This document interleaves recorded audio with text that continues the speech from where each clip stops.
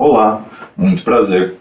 Meu nome é Bruno Madureira Ferreira, sou designer, mestre em Ciências da Comunicação, doutorando do Programa de Ciências Ambientais no Instituto de Energia e Ambiente e pesquisador do Centro Internacional de Pesquisa Atopos na Universidade de São Paulo.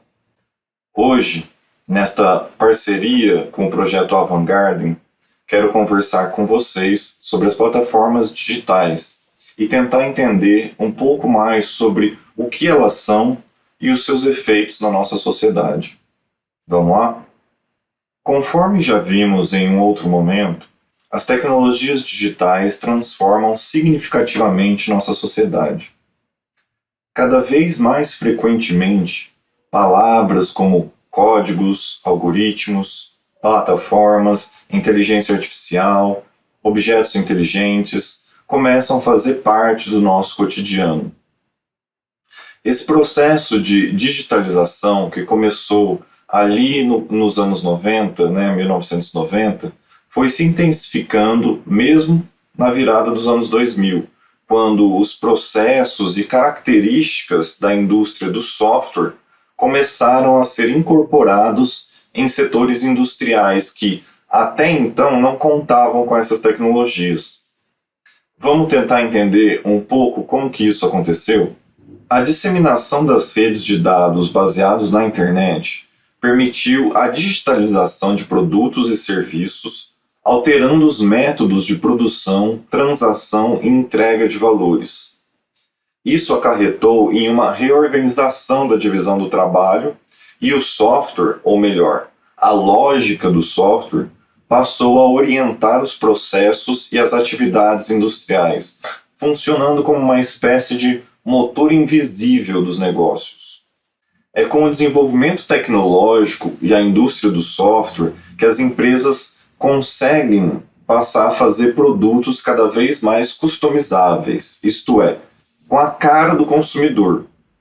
Quando uma empresa cria um produto conectado à internet, ao ser usado, ao ser utilizado, esse produto monitora e transmite informações sobre os hábitos do usuário ou do consumidor que, em contrapartida, recebe da empresa serviços complementares aos produtos que eles estão usando.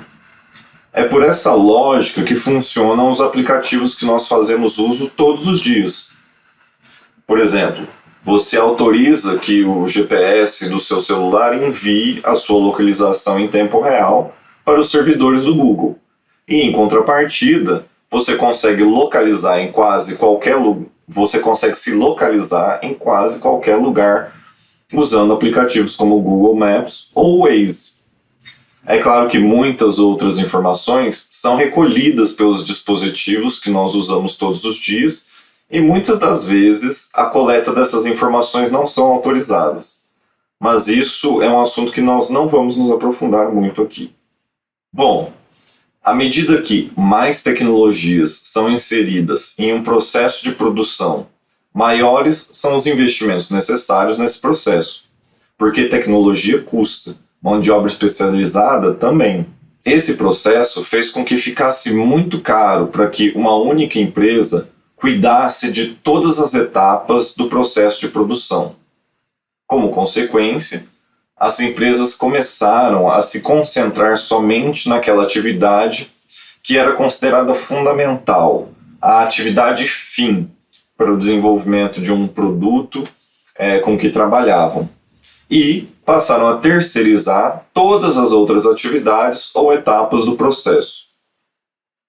Quando você faz isso, foca na sua atividade central e terceiriza o resto, você cria um sistema empresarial descentralizado, interconectado e interdependente.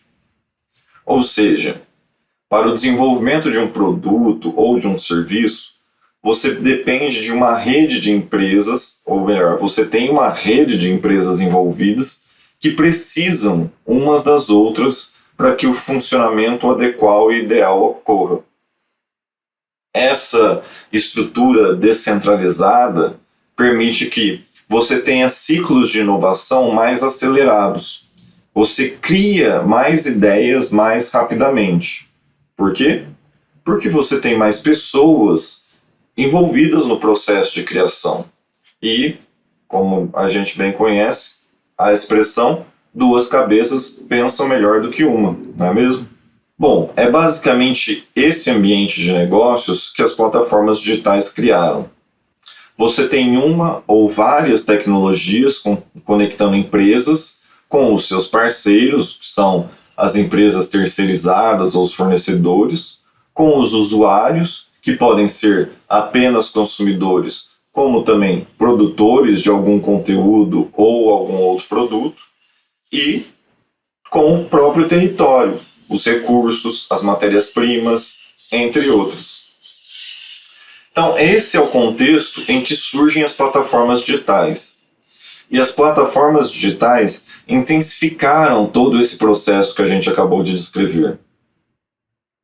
Mas o que exatamente são essas plataformas digitais? Como que a gente consegue compreendê-las melhor? Vamos ver isso. A princípio, a gente pode descrever as plataformas digitais como um software base, isso é, um programa de computador usando códigos e algoritmos, e esse software base vai oferecer as regras, as funcionalidades e as interfaces básicas a partir das quais outras pessoas ou empresas, chamadas aqui de terceiros, vão criar e desenvolver produtos, serviços ou mesmo sistemas complementares. Vamos tentar entender um pouquinho melhor isso daí. Quando você pega o seu computador, o seu celular, tablet, para quem os tem, todos esses dispositivos precisam de um sistema operacional para funcionar, ou seja, de um software, um programa de computador. Se você tem um iPhone, esse software vai ser o iOS. Se o seu celular é um Xiaomi, esse sistema vai ser o MIUI. E se o seu celular é de outra marca, muito provavelmente o sistema operacional vai ser Android. Todos esses sistemas que eu acabei de nomear são sistemas operacionais que funcionam como um software base. E através de uma coisinha chamada API, Interface de Programação de Aplicações, permite que outras pessoas, empresas, instituições se comuniquem com as interfaces e informações desse software base e criem aplicações ou aplicativos a partir daí. Esses aplicativos criados são depois disponibilizados para os usuários nas lojas de aplicativos, a App Store da Apple, a Google Play do Google, a Mi App Store da Xiaomi e por aí vai. Agora, pega o seu celular, abre a App Store dele e veja a infinidade de aplicativos disponibilizados ali. Agora imagina só, se uma única empresa, a Google, por exemplo, tivesse que criar cada um desses aplicativos, custaria uma grana que nem o próprio Google conseguiria pagar e levaria uma eternidade, não é mesmo? E pense comigo, se para cada aplicativo que tem aí, a empresa que o fabricou tivesse que ter o seu próprio dispositivo, celular, computador, tablet, com o seu próprio software, seria igualmente custoso e difícil, não é mesmo? Pois então, essa é a facilidade que as plataformas trouxeram para a gente. Elas permitem esse acoplamento de um sistema ao outro, garantindo produtos, serviços e funcionalidades que não foram necessariamente desenvolvidos pela empresa dona da plataforma. Tanto a empresa proprietária da plataforma quanto aqueles que a gente chama de terceiros se beneficiam dessa rede de informações, dados e aplicações. E justamente por formar essa rede de interações e trocas de informações que vamos nos referir aos sistemas de uma plataforma, nós falamos de ecossistema de plataforma. Porque é mais ou menos assim que funcionam os ecossistemas no mundo das ciências biológicas. Plataformas digitais são sistemas de software que fornecem uma base sobre a qual terceiros podem construir serviços e produtos complementares. Elas são essenciais para a nossa vida, pois permitem realizar uma série de atividades, como conversar, compartilhar, comentar, procurar, comprar, escutar música, ver vídeos, etc. No entanto, as plataformas digitais não são apenas ferramentas tecnológicas que permitem essa série de atividades. Elas são também sistemas de governança que moldam a forma como a gente vive e como a sociedade se organiza. Os principais elementos que constituem o poder de governança das plataformas digitais são dados, ou seja, as plataformas coletam dados em quantidades massivas, sejam dados de conteúdo ou do próprio usuário, e esses dados são usados para alimentar os algoritmos, que são responsáveis por organizar as interações entre usuários, conteúdos, serviços e anúncios. Temos também os algoritmos, que são programas de computador que filtram grandes quantidades de dados e fazem a conexão entre usuários, conteúdos e anúncios. A forma exata como esses algoritmos funcionam, como nós bem sabemos, é normalmente mantido em segredo pelas empresas de tecnologia. Outra característica das plataformas é a propriedade. A maioria das plataformas digitais é proprietária, ou seja, privada e visa lucros. E as empresas de tecnologia que controlam as plataformas determinam as regras e os serviços e os termos de serviço que são obrigatórios para os usuários. Temos também os modelos de negócios. As plataformas digitais criam e capturam valor econômico de diferentes maneiras. A mais comum é a comercialização das informações coletadas dos usuários. Então, a arquitetura das plataformas digitais é composta por esses elementos técnicos, econômicos e sociolegais. Eles são o que determina como as plataformas funcionam e como elas governam os seus usuários. As plataformas digitais têm um impacto significativo na sociedade. Como nós já falamos, elas podem moldar as nossas preferências, as nossas opiniões e até mesmo o nosso comportamento. É importante que nós estejamos conscientes desse poder de governança das plataformas digitais para que, ao usá-las, nós façamos de maneira consciente e responsável. As plataformas digitais são sistemas complexos que combinam aí tecnologia, economia e organização social. Elas são caracterizadas por uma série de elementos, que eu vou citar alguns aqui para vocês. Então, padronização. As plataformas são baseadas em padrões comuns que permitem que elas se comuniquem e interajam entre si. É isso que torna as plataformas mais eficientes e resilientes. Uma coisinha chamada de efeito rede. Ou seja, as plataformas se beneficiam dos efeitos de rede. O valor de uma plataforma aumenta na medida que mais usuários a utilizam.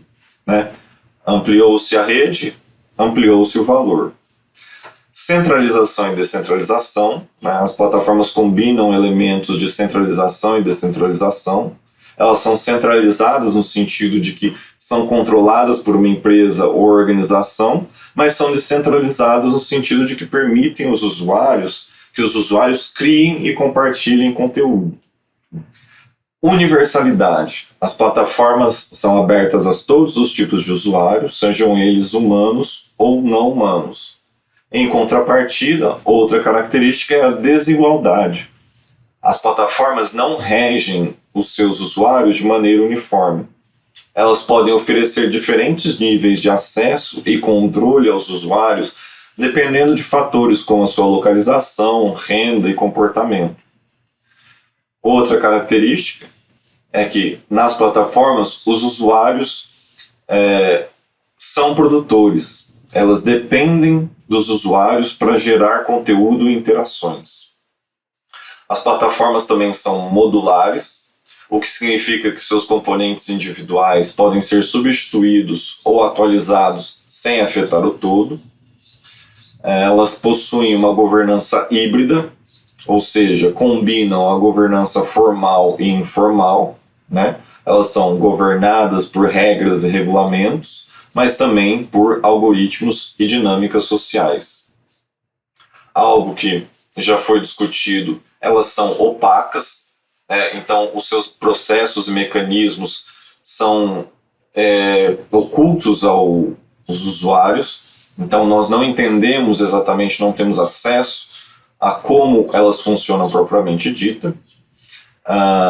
Como eu já mencionei, elas podem ser vistas como ecossistemas, onde os usuários, conteúdo e informações interagem entre si.